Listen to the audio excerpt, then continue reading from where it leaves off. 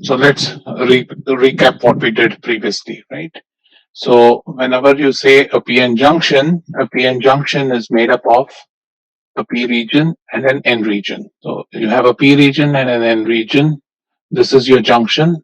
I associate it with at equilibrium, I associate it with the depletion region, which is made up of negative charges on the P side and positive charges on the N side, right? So this is your Na minus, that's your Nd plus, right? Due to which at equilibrium, right? At equilibrium, you have a built-in field in the PN junction that is directed from N towards P, right?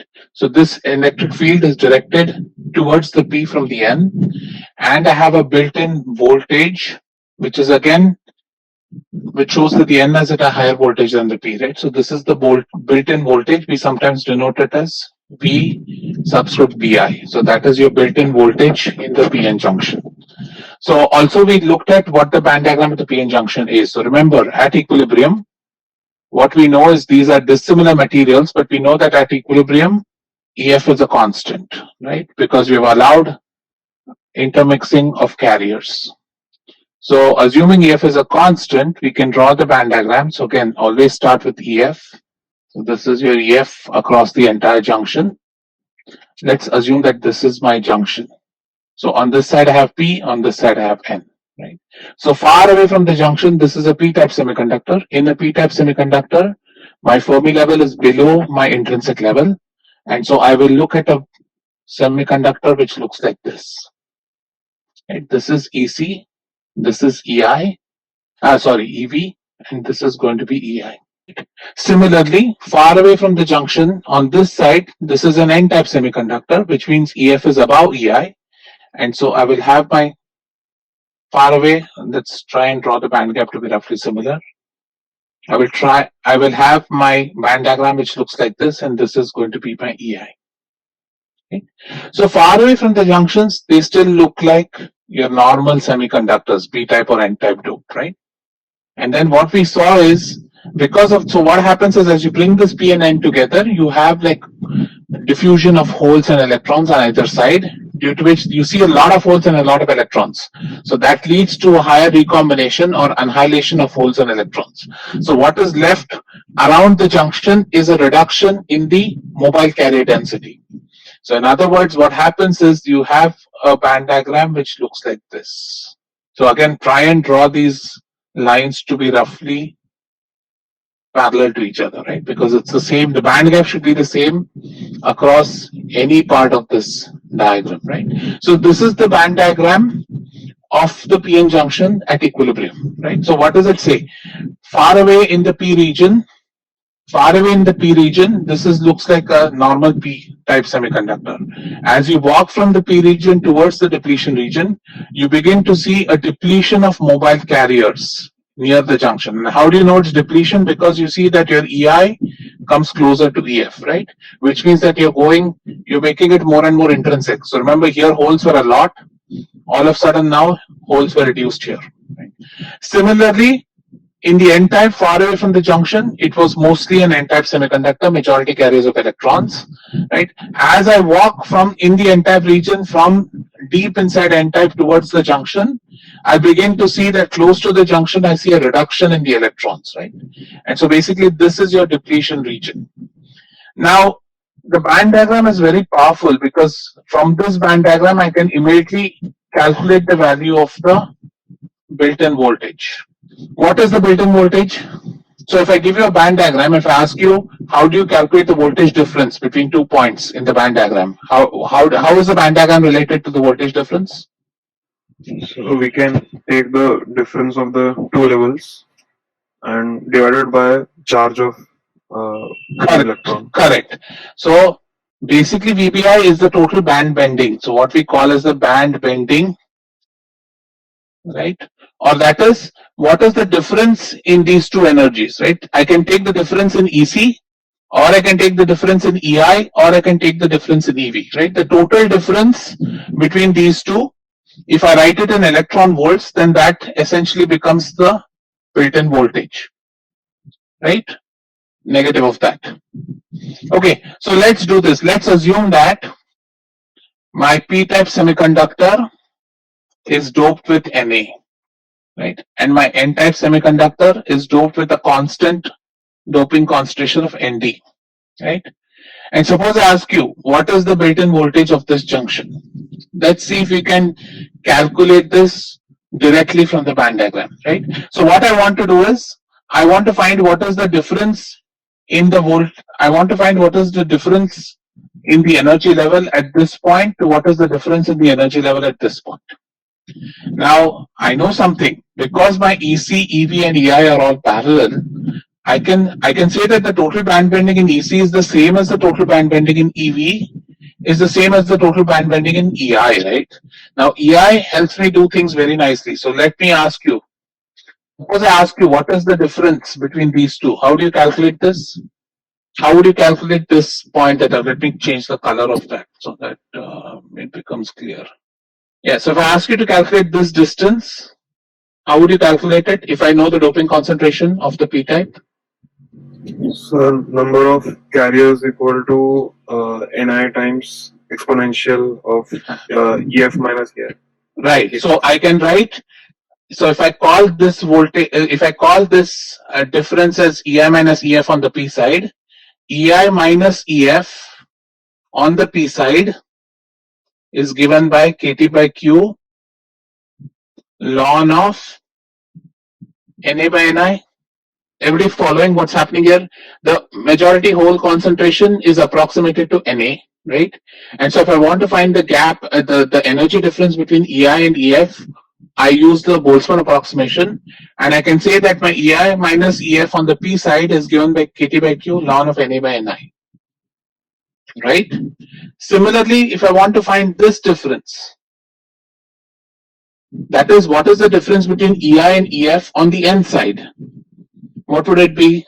Again, I'm given the doping concentration Nd, right? So how would I write EF minus EI on the N side? So KT by Q ln Nd by Ni.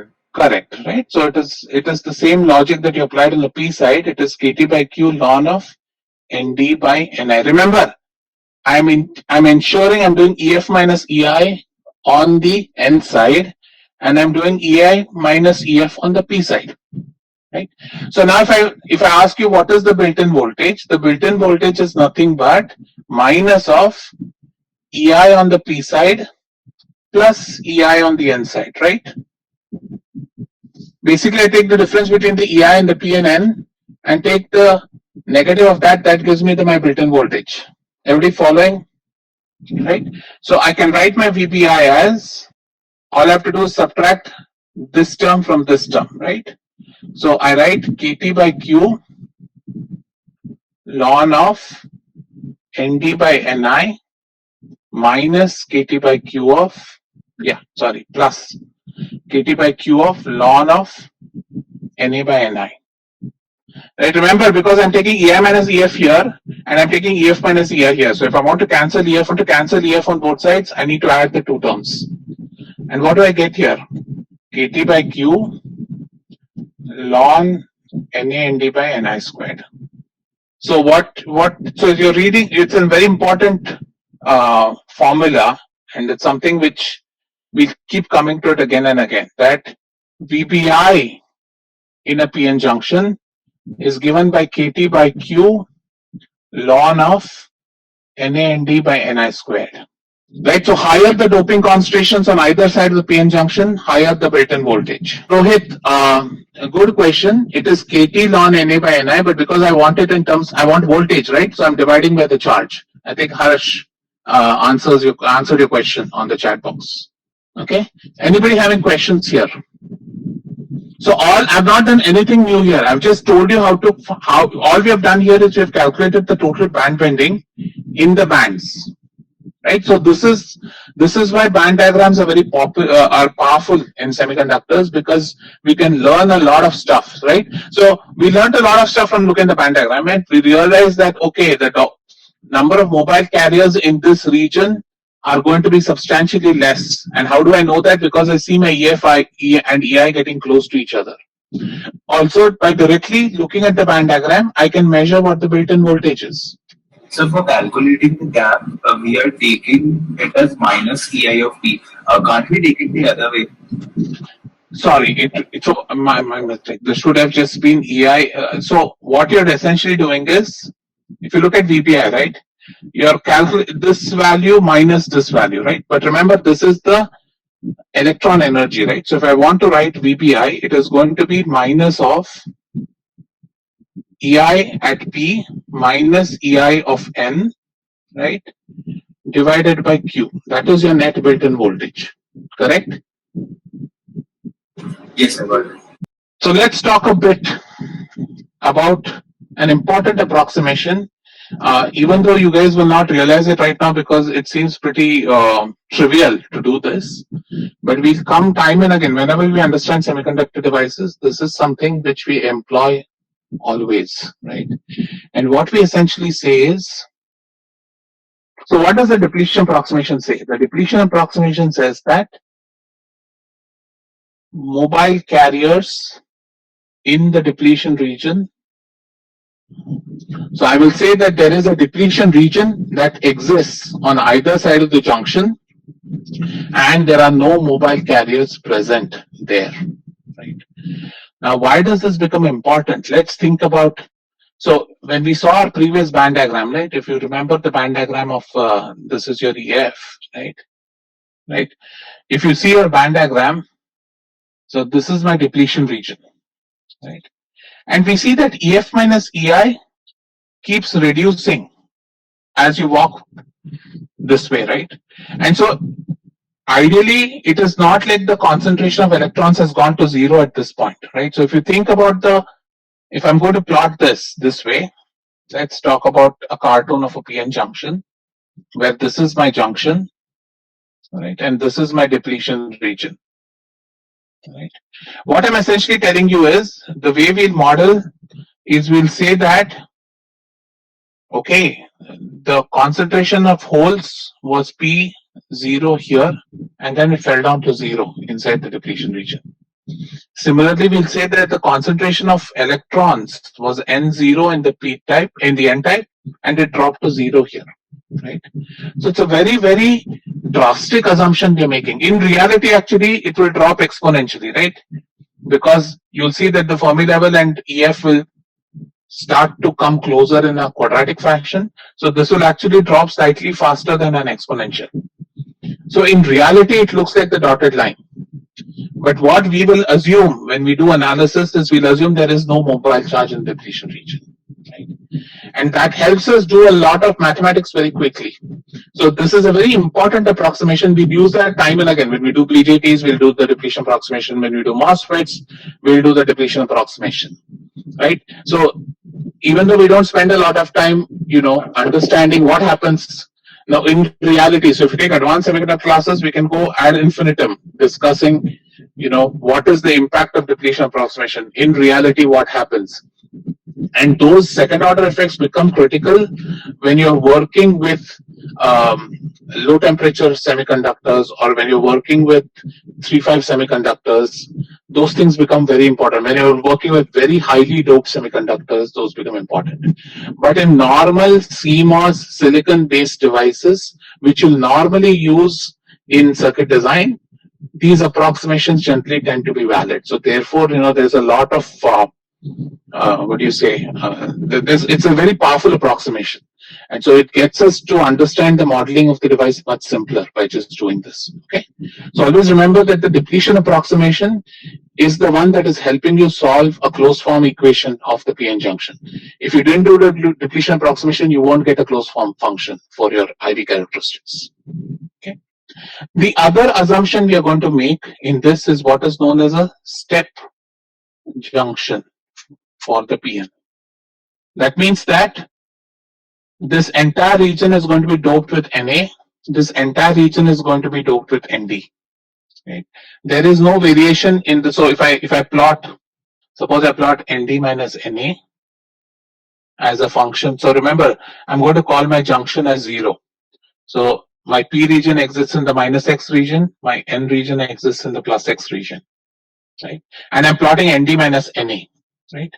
So what I'll say is my doping concentration looks like this. So here it is ND and here it is Na. So hence it's ND minus Na. So it's Na all the way till the junction and it's ND all the way from the junction onto. Okay. Sir, Ah.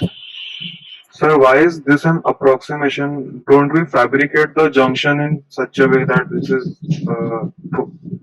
Yeah, so as I said, mostly deep junctions tend to be this way, but there'll be special cases we'll see, like not in this class, but if you take advanced classes, you'll begin to see that for some shallow junctions, especially if you look at today's MOSFETs, you'll see some of the junctions actually can't be approximated this way. You have to approximate them as a linear junction. We'll do an example of a linear junction to model it, but the expression of VBI, the expression of the built-in electric field, etc., will all change for that. So this is the simplest doping concentration we can think of, and we'll do that in detail. But then once you know this, you can basically attack any junction which has any random doping concentration. Okay. Once you do this analysis, then you'll understand the rest of. You can analyze any other junction. But the depletion approximation will continue to hold, right? So that depletion approximation, which says that there are no mobile carriers in we will always use that. We are not going to swerve from that. So we will always assume depletion approximation whenever we are dealing with junctions. Okay? Sir, sir, in the graph for some less value of plus x and minus x, there should not be any ND or NA, right? Because we use approximation that there is no mobile carrier. There is no mobile carriers. What is ND and NA? Oh, okay, the charge. Okay. ND and NA are the doping concentrations, right? Please, guys, have a difference between doping concentration and mobile carrier concentration. In a semiconductor, which is an n-type semiconductor at equilibrium, we know that ND is equal to N or N is equal to ND, right? So here again, I'm plotting the doping concentration. I'm not saying the majority carrier concentration looks like this. So Hitarth, depletion approximation, why would it not fall faster than P0? So let's not get into why not. Let's assume depletion approximation is an axiom in this class. Let's not question that. Maybe we'll call it depletion axiom for this class. It's very complicated. I don't want to get into that in this class. Okay, if you need that, come to my office hours and we can discuss in detail as to what happens if I don't include the depletion approximation. Okay. So let's now. So now today's class is going to be mathematical. Okay, warning you in advance. So we are now going to analyze how to think about a PN junction purely from all the laws we know, basically Poisson's equation. So we will try and derive needs to be what the voltage needs to be at any point in the PN junction. Okay. So again, let's assume that. So we'll make two assumptions at all times: step junction, and we'll do the depletion approximation. So what does the step junction mean? Again, let's use the convention that my junction is always sitting at 0, right? So again, it's a one-dimensional device. My junction is always at 0. So if I plot ND minus NA, this is how my junction looks like, right? And the cartoon wise, it would look like this. Now we know that at equilibrium, there is a depletion region associated with that, right? So let's call the width of the depletion region as minus XP and plus XN, right? So I'm calling my depletion region to be extending from minus XP to plus XN, right? So if I want to calculate the total width of the depletion region, the total width of my depletion region is given by XN plus XP. All right. So now let's think about the charge. So why are we thinking about charge? Because now we want to derive what the electric field is, derive what the voltage is. How do these parameters change as a function of X, right? So we know two equations which will help us with that.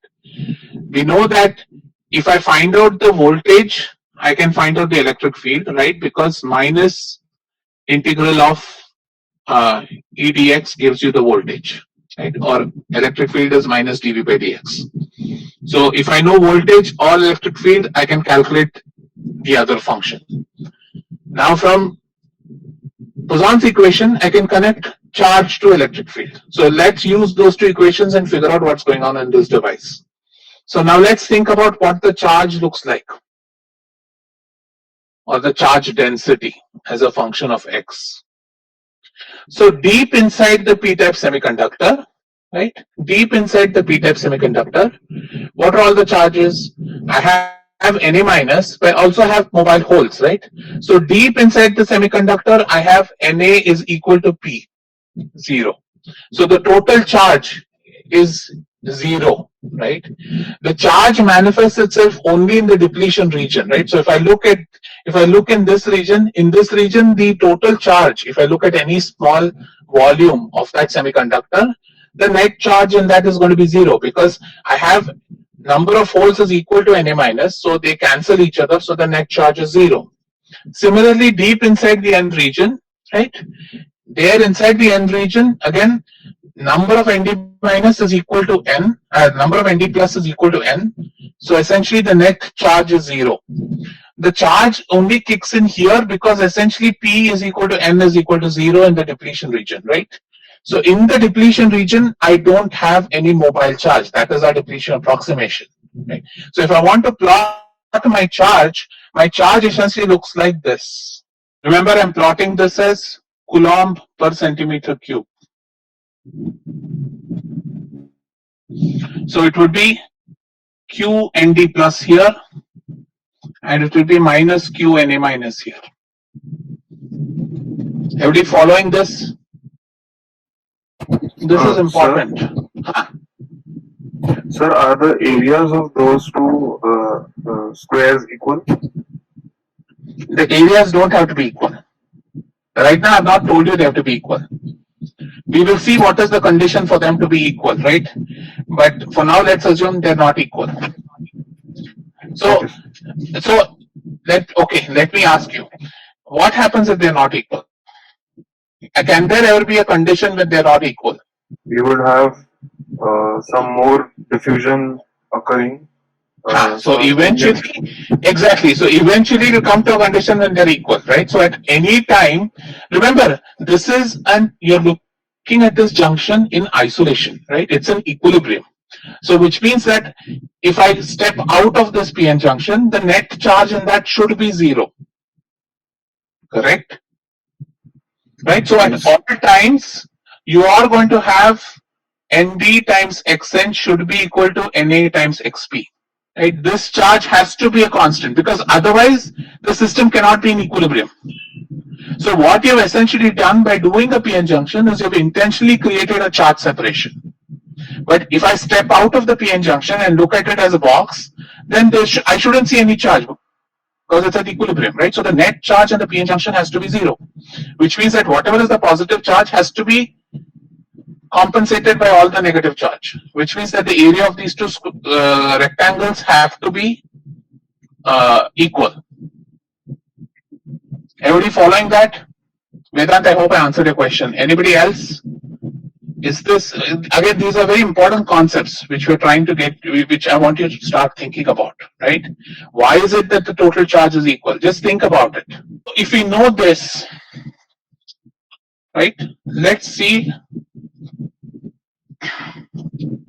how do we use this in the next step, right? So let's call the potential. Let me call this at some V. So potential is some Vx, right? So what do we know? We know that if I define rho can be defined as minus QNA for minus XP greater than or equal to 0, X greater than or equal to 0, right? And it is plus QND for 0 less than equal to X less than equal to Xn. Right? So there is a discontinuity in rho at 0. Again, remember, there is a discontinuity at rho at 0. Right? So rho is not a continuous function. Now we'll see that the electric field and voltage, because of discontinuity, we'll see what happens to the electric field. Right? So now, what do I know? I know that d squared V by dx squared is given by minus rho by epsilon. Right? This is your Poisson's equation. or I can write my d squared v by dx squared is equal to minus rho by k times epsilon naught, where k is the relative dielectric constant or relative, right? And epsilon naught is the permittivity of free space. Okay, so all I know now, I know this. So from this, how do I calculate electric field, right? So do you guys want to do this graphical first, and then we'll go and figure out what it is mathematically? Let's try and do it graphical. Okay, that will give you an idea as to how to quickly do these things. So let me first plot rho. So charge densities, looks like this. So now let's see how do you think electric field will look like? So first of all, let's think about it. Is the electric field positive or negative? Again, remember, the electric field is positive if it's directed in the positive direction. It's negative, it's directed in the negative direction. So in everybody following me that the electric field should be negative, right? Because you have a positive charge sitting here, you have a negative charge sitting here. So the electric field should be in this direction. So at any point, the electric field should be negative. Now let's think about the case when what can you say about the electric field for any points greater than xn? Is there an electric field present? Suppose I look into the neutral regions of the semiconductor. Will there be, okay, everybody convinced that there is no electric field in the neutral region of the semiconductor because there's no charge separation, right? Electric field needs charge separation, right? So if there's no charge separation present, then there's no electric field present. So we know that the electric, so if I bring this point down, and I bring this point down, right? So again, this is my minus xp, that's my xn. So I know that the electric field is, let me use a different color. So I know my electric field has to be 0 outside xn and outside xp. And I know between xn and xp it has to be negative. So which means that my electric field is going to lie in this region. There's no electric field in the positive region.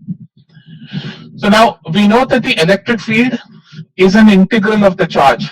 Remember, I told you this, right? Rho, if I go rho electric field V, right? If I want to go this way, I integrate. If I want to go this way, I differentiate, right? So the first differential of voltage gives the electric field. The first differential of the electric field gives you charge. Or the first integral of charge gives you electric field. The second integral, the first integral of electric field gives you voltage, right? So these things should be very clear to you. These are just simple definitions of what is voltage, what is electric field, and what is charge, right? So now you know that electric field is an integral of rho. So from that, what can you tell me? How should the electric field be? If rho is a constant, what should the electric field be? Should it be a linear function, quadratic function, parabolic function? Linear, right? So it has to be a linear function. So now you tell me. So we know it has to be linear, right? And it has to be such that, because think about it, it has to be a linear function. It has to go back to 0. So it has to have some sort of a closed form, because it has to fall back to 0 at xn and xp. And we know it's linear. Now let's figure out at what point will it be maximum. What can you say about that? At what point will the electric field be maximum, and why? Can somebody unmute and answer the question for me? I'll repeat my question. At what point along the x will the electric field be maximum? So you guys understand that electric field has to go to 0 on either side, which means it should have a function profile which looks like that, right? It will go to some point in maximum and again drop down to 0 on the other side. So can somebody tell me, at which x do you think the electric field will be maximum magnitude, and why? Junction 0. And why is that? So at the junction, I agree with you. It is maximum. Can you give me a quick one-line answer? Why do you think it's maximum? The change of rho is greatest there. Exactly, right? It has the largest charge separation. So because the change of rho is maximum at the junction, right? Because it's at the junction where essentially you have your positive charge being switched to a negative charge, right? So the maximum charge separation occurs at the junction. So what you expect to see in the electric field is you'll expect to see the electric field which would look something like this. Now, is this going to be an isosceles triangle? Is this going to be? That we'll see because it depends on xn and xp. But everybody understand why the electric field should look like this? You guys told me it has to be linear. And we also said that it should have a maximum magnitude at x is equal to 0, right? So that tells me that my electric field should look like the green curve I've shown. Okay, now let's look at the next thing, which is the voltage. Now you guys need to tell me, how does the voltage look like? If the electric field is linear, what should the voltage look like? Harsh? Quadratic. Quadratic. So Harsh, your question, remember, electric field is dV by dx, right? Minus. And Poisson's equation is d squared v by dx squared is equal to minus rho by epsilon, right? So if I want to go from rho to voltage, I have to keep integrating. If I want to go from voltage to charge, I have to keep differentiating. Okay. So now so you know it has to be quadratic. Now let me ask you, what can you say about the voltage profile below XP or beyond XN? Like in the neutral regions, what do you expect the voltage as a function of X to look like? A constant, linear, quadratic? Constant. Everybody agrees it's constant, right? So which means, and we know it's a built-in voltage, right? There is a built-in voltage which is present in the PN junction. So which says that the N region should be at a higher voltage than the P region. So which means that this is how my voltage should look outside the depletion region, right? And so now we know it is quadratic, and so it is going to do this. So this is going to be proportional to x squared. Now at which point it crosses 0, now where does voltage fall to 0? Don't assume it's always at the junction. We'll discuss at what point. But is everybody conceptually following what we've done here? Then the math will hopefully, then all you have to do is put in the right equations and use it. Then it depends on your differentiation integration skills. But is anybody having a concern here as to you're not able to follow intuitively how do these things interact with each other? So why is the voltage constant and has a value after x and before x? Okay. So you know that eventually the P and N regions have to have a built-in voltage, right? So think about, right? Or I can also could have drawn this something like this. Let me, the other way I could have drawn it. Because I'm integrating, I'll have a constant, no? So I can, the other way I could have drawn it is I could have drawn it something like this. Do you think that would have been better? It's fine because voltage is a potential difference. So I can choose where my 0 is, right? Because voltage is nothing but a potential difference. So is the blue curve make more sense to you? It still doesn't make sense. I don't understand. Okay. So your question. So let me ask you in the neutral region. In the neutral region here, right? We said that the electric field is 0. So if the electric field is 0 means there's no change in potential. Or yes, I disagree with that, right? Yes, so which means that whatever is the potential in this region has to be a constant. Now whether it is 0 or something else, I don't know yet. But I know that the potential has to be a constant. So as a function of x, my potential should not change in the neutral regions, correct? Yes, sir. Okay. Now my question, so we know two things. We know that the voltage should not change in the neutral region, is constant in the neutral region. But the other thing we also know is because of the fact there's an electric field setup, or if you go back to your band diagram, right? What did we do in the band diagram? We said in the band diagram, because of the way the band diagram is formed, there is a potential drop that is being created, right, between the P and N region. Right? That is this built-in voltage. Correct? Did you follow that? Yes, sir. Right? So which means, and what does it mean? So if you look at the electron energy goes as minus QV. So here the electron energy is less in the N side, means that the voltage on the N side is going to be more than the voltage on the P side, right? So this is telling you, so this is the band diagram, right? So from that you can easily see that the voltage is a constant in both the neutral regions of the semiconductor, right? And there is the voltage on the N side is higher than the voltage on the P side. Yes, sir. Got it. And so that's essentially what we have done here, is that when you're integrating, you basically ensure that there is a finite voltage difference between the P and N, right? And that finite voltage. The other way to think about it is you've created a charge. There is a charge separation. So when there's a charge separation, it has to be supported by a voltage, right? Q is equal to CV. So if you've created a charge separation, then there is a capacitance, which means that there has to be a voltage associated with that. Yes, sir. Thank you. Correct. So you can think about it either way, as a capacitance or from the band diagram. It's essentially the same thing we are looking at. Okay. All right. So now let's do the math. I mean, all this is in the textbook, by the way. So if you don't want to follow the math, it's fine. But last time in one of the exams, I had given them a linear junction, and so if you don't follow the math, then you would be stuck at identifying how to solve it for a linear junction.